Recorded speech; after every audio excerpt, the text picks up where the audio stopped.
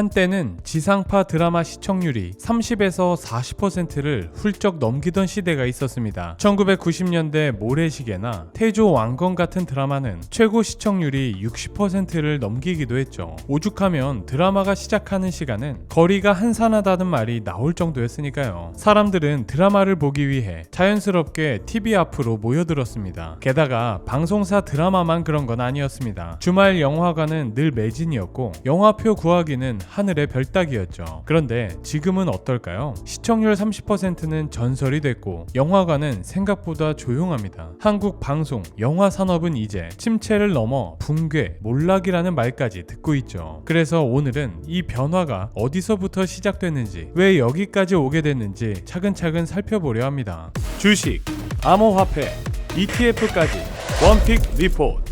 지금 우리가 보고 있는 현실을 숫자로 한번 살펴볼까요? 일단 한국 영화관 관객 수는 2019년 약 2억 2천만 명에서 2024년 1억 2천만 명으로 반토막 났습니다. 이에 많은 사람들은 이 변화를 코로나 영향이라고 설명했어요. 하지만 문제는 그 이후였죠. 사람들은 돌아오지 않았습니다. 이 감소는 일시적 충격이 아니라 사람들의 선택지 자체가 바뀌었다는 구조적 변화를 알리는 신호였던 거예요. 그 결과 가장 먼저 직격탄을 맞은 건 역시 영화관이었습니다. 상영관은 그대로인데 객석은 비었고 임대료와 인건비 같은 고정비는 계속 나갔습니다. 결국 영화관 산업은 단순한 불황을 넘어 버티기 어려운 구조에 들어섰죠. 롯데시네마 운영사 롯데컬처웍스는 영업적자 83억 원을 기록했고 심지어 2025년 12월 근속 10년 이상 전 직원을 대상으로 희망퇴직을 시행하는 상황에 이르렀어요. 다른 극장도 상황은 비슷합니다. CGV와 메가박스 역시 인건비, 임대료, 유지비 부담 속에서 구조조정 압박을 받고 있어요. 이 문제는 영화를 더 잘 만들거나 재밌는 작품을 내놓는다고 해결될 간단한 일이 아닙니다. 극장이라는 플랫폼 자체가 돈이 되지 않는 구조로 바뀌었기 때문이죠. 그리고 이 위기는 꼭 영화 산업에만 국한된 이야기는 아닙니다. 방송사 역시 같은 고민 앞에 놓여있죠. 사람들이 영화관에 가지 않는 것처럼 TV 앞에도 더 이상 앉지 않기 때문인데요. 지상파, 케이블을 막론하고 시청률은 장기 하락세에 들어섰고 광고 매출 역시 함께 빠져나갔습니다. 특히 지상파 광고 매출은 20% 넘게 감소하며 1조 원 선이 무너졌죠. 하지만 진짜 문제는 숫자 자체가 아닙니다. 구조에 있다는 점이죠. TV는 여전히 정해진 시간에 맞춰보는 편성표 중심의 매체입니다. 하지만 시청자는 이미 원하는 시간에 원하는 콘텐츠를 골라보는 방식에 완전히 익숙해져 있습니다. 그러니까 지금의 변화는 사람들이 TV를 안 보는 게 문제가 아니라 더 이상 TV를 봐야 할 이유 자체가 사라졌다는 데 더 가깝죠. 뉴스는 유튜브에서 보고 예능은 짧은 클립으로 소비하고 드라마는 OTT로 몰아봅니다. TV 앞으로 모여 앉는 풍경은 이제 일상이 아닌 과거의 기억이 됐습니다. 극장가와 방송가는 언뜻 달라 보이지만 결국 두 산업이 맞닥뜨린 현실은 하나입니다. 더 이상 사람들의 시간과 돈이 기존 플랫폼에 머물지 않는다는 것. 이런 변화의 과정에서 콘텐츠 유통권과 광고 시장은 빠르게 OTT와 유튜브로 이동했고 전통 방송 플랫폼의 영향력은 눈에 띄게 약화됐습니다. 그럼 이쯤 되면 흔히 이런 질문이 나올 수밖에 없죠. 결국 한국 방송과 영화 산업은 OTT 때문에 망한 걸까? 인데요. 그러나 이 말은 반은 맞고 반은 틀립니다. 정확히 말하면 OTT는 원인이라기보다 이미 시작된 변화를 가속시킨 존재에 가깝죠. 알고 보면 한국의 영화, 방송 산업은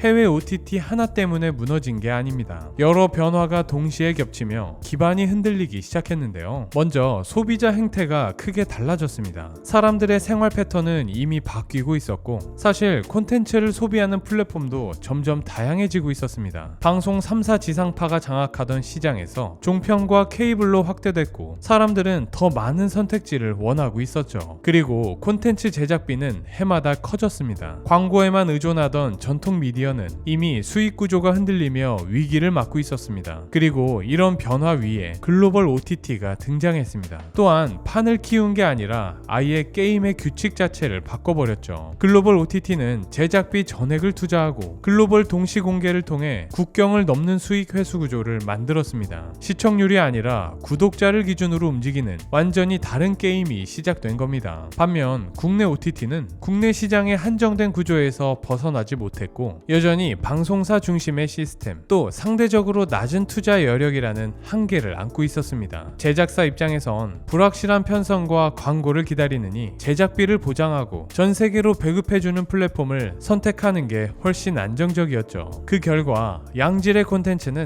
방송이나 영화, 한국 토종 플랫폼이 아닌 해외 OTT로 몰려가기 시작했습니다. 그리고 정말 아이러니하게도 한국에서 만든 콘텐츠가 한국 플랫폼이 아닌 해외 OTT의 핵심 경쟁력으로 자리 잡았습니다. 대표적인 예로 오징어 게임 시리즈는 넷플릭스 구독자의 폭발적 증가를 이끈 상징적인 콘텐츠가 됐죠. 그런데 여기서 한 가지 짚고 넘어갈 부분이 있습니다. 바로 우리가 글로벌 OTT를 보는 시각인데요. 글로벌 OTT는 우리나라 전통 콘텐츠 산업을 무너뜨린 저 가해자라기보단 이미 흔들리고 있던 판 위에서 가장 빠르게 적응한 플레이어, 즉 승리자에 가깝다는 점입니다. 판은 이미 변하고 있었습니다. 소비자의 시간은 분산되고 플랫폼은 다층화됐으며 기존의 광고, 편성 중심 구조는 버티기 어려워지고 있었죠. 그 변화의 한가운데서 글로벌 OTT는 데이터와 자본, 글로벌 유통망을 앞세워 새로운 규칙을 먼저 완성했을 뿐입니다. 그래서 지금 우리가 던져야 할 질문은 OTT라는 적에 맞서 어떻게 생존할까가 아닙니다. 진짜 질문은 구조적 해체와 새로운 미디어 질서 탄생 앞에 우리는 왜 여전히 가장 불리한 조건에 놓여 있는가죠. 질문을 제대로 보지 못하면 위기의 원인도 다음 선택도 끝내 놓치게 될 수밖에 없습니다. 미국과 한국을 비교해보면 차이는 더욱 분명해집니다. 미국은 방송이 줄어든 자리에 스트리밍이 빠르게 들어왔습니다. TV에서 빠진 돈과 시간이 넷플릭스, 디즈니 플러스로 이동했고 시장은 오히려 확장됐습니다. 말 그대로 파이가 더 커지는 구조가 됐죠. 반면 한국은 달랐습니다. 시장 규모는 처음부터 작았고 파이는 거의 고정돼 있었습니다. 그 와중에 콘텐츠 제작비는 가파르게 치솟았죠. 하지만